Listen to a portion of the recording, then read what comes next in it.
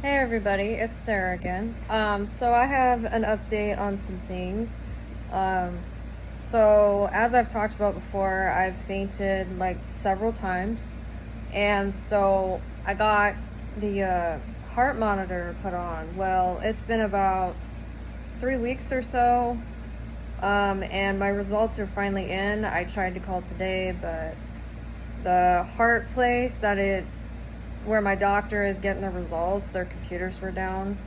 But they did say that the results are done and they took my name and number down. But I looked at possible procedures where might have to do. So this is like a big life changing thing, which is, so I might suffer from a thing called SynScope, which is when you don't have enough oxygen to your brain and your blood pressure drops, and so when you get up, it's going to make it where you're supposed to have enough blood in your legs to go to your heart to have blood oxygen to your brain. If you don't have that much oxygen to your brain and your heart is pumping more than normal, or you have fainting spells, it might be something pretty serious. So if anyone suffers from this, please go get help, because I'm getting help because I fainted almost 3 times.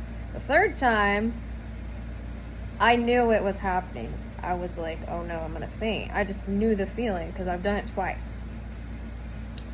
So the third time, I was going to the bathroom. This always happens in the bathroom, just so everybody knows.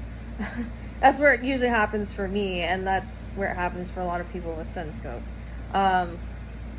So I actually had to crawl on the floor so I wouldn't get up and faint. Because my hands got clammy. I started getting really nauseous. I started getting really hot, like I was running a fever. And then I was dizzy, and in a matter of a few minutes, I started getting more dizzy. Like I couldn't even see dizzy. Like in front of me, I couldn't really see that well. I had really bad blurred vision. Okay, and I was just like going to the bathroom, like sitting there, like, okay, I don't think I can get up. Well, I didn't get up. What I had to do was crawl on the floor. I mean, you gotta do what you gotta do, right? I mean, if I would have gotten up and walked, I would have fainted. And I've been here by myself for a while. So the almost third time fainting is me by myself. And if I fainted, something really bad could have happened because I'm here by myself. So it's something that, needed to be addressed. So after the second time happened, I called my doctor's office and he referred me over to the heart specialist doctor's office here at the hospital. And yeah, some of it may be repeated from other videos, but just trying to make a story. So I sent the result. The results are supposed to be in, but I sent the heart monitor back. It was really convenient. You guys probably saw me wear it a few times, or if I had pictures or something. But it was easy to take off, and it was easy to send. They gave you the little box and everything, and it was interesting. But I'm waiting on the results. So the results, if they're trying to check if I have an arrhythmia, which is a irregular heartbeat, but not like a heart murmur, but it's like an irregular heartbeat.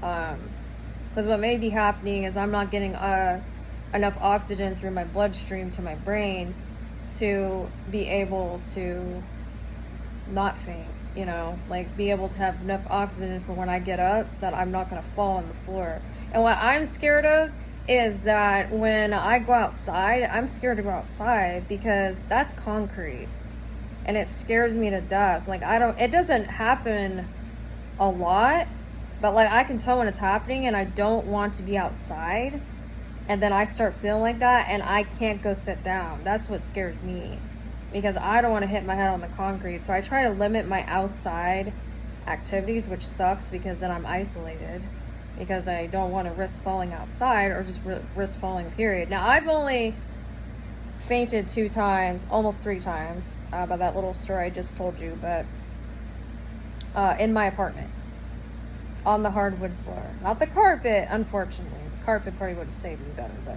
yeah, on the hardwood floor. It was like in between the hall and the bedroom. First time I fell was in front of my bedroom door, and then the second time I fell near the closet. So yeah, that was pretty scary. So if I have an abnormal heart rhythm, which is called cardiac arrhythmia, they will have to, I can't believe I'm saying this, but put in a pacemaker. And yeah, pacemakers are nothing that's outside the body. That goes in the chest where my heart is, and they make a little incision right here. And it's surgery. I had to be put out for it. But they get into my veins to like reconnect my arteries, like certain arteries, where it's going to make my heart beat better, and I'm going to be getting filled with oxygen to my brain, so when I get up, it's not going to make me faint. This is not definite yet because I called the place today and their computers were down, so I don't know for sure. I hope I find out tomorrow or soon because, you know, I've been nervous about this. But I looked online and how they figure out which heart monitor or device they need to put in me, because apparently there is a bunch of, you know, there's different types of implants that people get for, you know, heart arrhythmias. So it just depends on, you know, the condition that you have, and Synscope is one of them, and I've showed many signs of Synscope. So that's probably what's gonna happen. And so if I do, I'll definitely make another video, but if I don't, I'll give an update on my results and if it's good or bad. So yeah, pray for me because it's major surgery and I won't be able to do pretty much anything with this arm right here for 6 to 8 weeks, and they'll put me in a sling and I will be one-handed. I won't be able to bathe myself. I won't be able to dress myself. Tank tops for Sarah, you know. I hope it doesn't really come down to it. I don't have affirmative confirmation, but this is what I'm facing right now. That is a strong possibility. I hope not. I hope my heart's just fine and it's just anxiety or something like that. But it's happened almost 3 times. So it's, I don't know, it's kind of like a reality for me. So I try not to do as much when I feel like that.